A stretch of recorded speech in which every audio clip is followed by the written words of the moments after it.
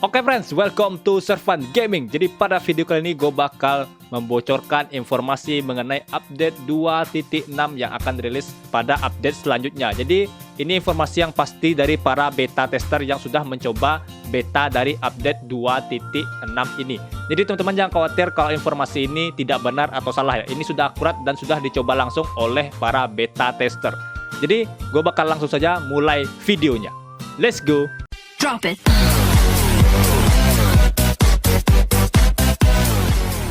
Oke friends, sebelum gue mulai, gue harap teman-teman sudah siap dengan informasi-informasi ini karena ini informasinya bocorannya. Jadi teman-teman nggak bakal terkejut lagi ketika melihat live stream 2.6 Genshin Impact official ya, karena udah tahu informasinya jauh-jauh hari sebelum live stream tersebut ya. Oke, untuk yang pertama adalah Ayato, karakter baru yang akan rilis pada update 2.6. Sebenarnya ada dua karakter baru ya, tapi satu lagi namanya Yelan, tapi Yelan itu masih desainnya, belum skill-skillnya atau karakternya belum rilis secara pasti. Jadi yang pasti itu adalah Ayato ya.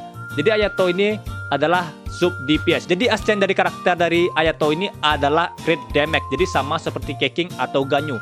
Dan gue rasa itu awalan yang bagus untuk karakter berupa sub DPS ya. Dia ada 3 skill. Yang pertama adalah normal attack-nya. Normal attack-nya menggunakan seni aliran Kamisato. Jadi mungkin mirip-mirip seperti Ayaka ya. Elemental skill-nya adalah membuat bayangan dan masuk mode Sokai Kanka Stance. Jadi bayangan tersebut akan nge-taunt musuh-musuh. Jadi musuh tersebut akan menuju ke bayangan tersebut ya. Ketika masuk mode Sokai Kanka Stance, kita bisa merubah physical normal attack kita menjadi Hydro Damage. Jadi Hydro Damage itu juga area dan itu bagus untuk lawan yang banyak ya. Lalu infuse dari physical ke Hydro tersebut namanya adalah Sun Suiken. Jadi tidak bisa kita ganti elemen infuse-nya seperti Chongyun ya. Ketika kita elemental skill Chongyun, kita gunakan Sun Suiken tersebut, maka serangan dari Ayato tersebut tetap Hydro ya, bukan jadi Cryo ketika kita masuk medan Chongyun. Jadi nggak bisa diinfuse dengan elemen lainnya. Lalu bila serangan Sun Suiken kita ini mengenai musuh, maka Ayato akan dapat efek Wave Flash ya, yang akan meningkatkan damage dari Sun Suiken tersebut ya.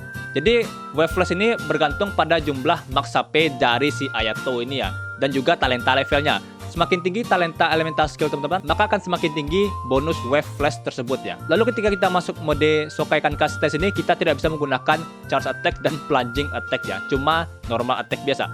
Namun scale atau skala dari damage dari normal attack tersebut bukanlah normal attack dari talenta yang pertama ya, namun tetap elemental skill karena dia memiliki skill yang berbeda dari mode Sokai Kanka Stance tersebut dengan normal attack biasa ya. Jadi teman-teman jangan naikkan talenta level satunya yang normal attack ya, nggak perlu dinaikkan.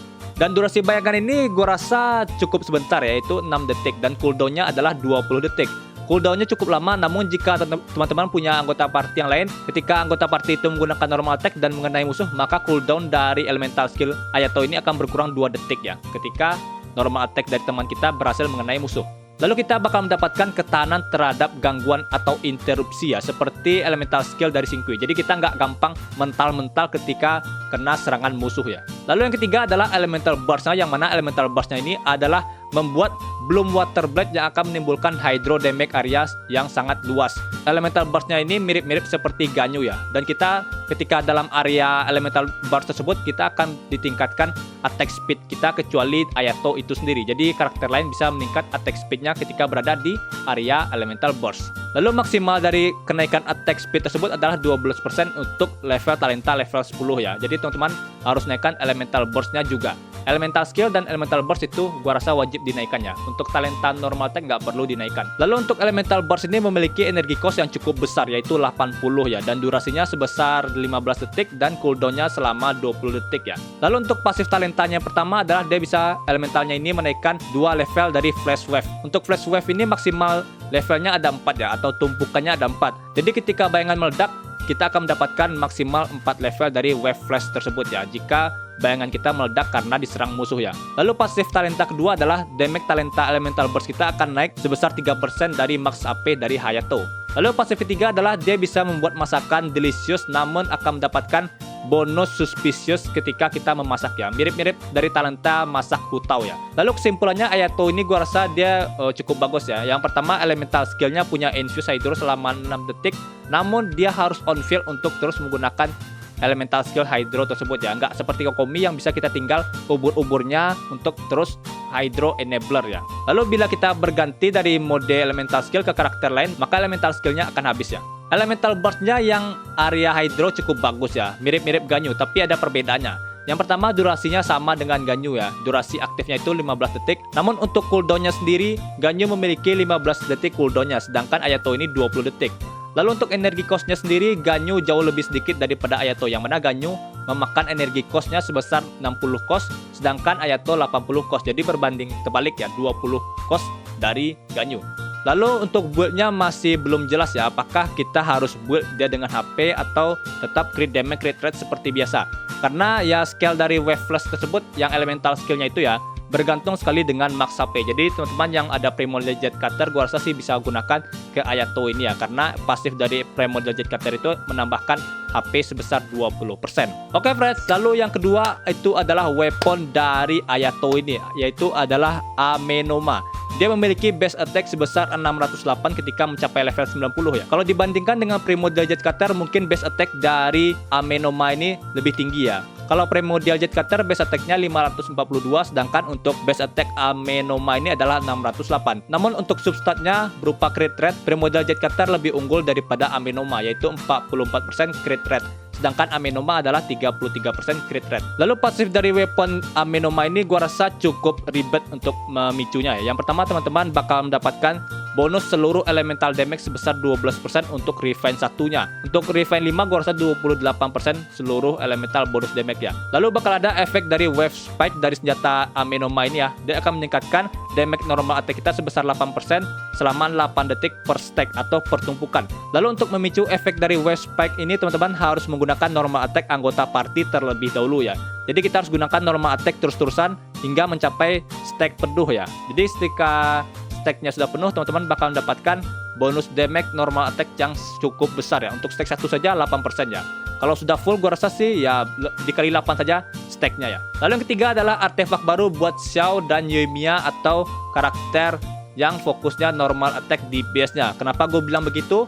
Untuk artefak yang pertama adalah Vermilion Here After. Jadi dua setnya itu adalah meningkatkan attack kita sebesar 18%, itu udah biasa. Lalu set 4 dari artefak ini ketika kita menggunakan elemental burst, maka attack kita akan naik sebesar 8% selama 16 detik. Dan juga ketika kita menggunakan elemental burst tersebut, bila HP kita terkuras habis, maka kita juga akan mendapatkan attack 10% bonusnya selama 4 kali. Jadi totalnya adalah 40% attack yang kita dapatkan ketika HP terkuras ya. Itu sangat cocok buat Xiao ya. Lalu artefak selanjutnya adalah Echoes of Offering ya. Efek dari dua setnya adalah attack kita naik sebesar 18%. Lalu 4 setnya ini yang sangat-sangat menggacha ya.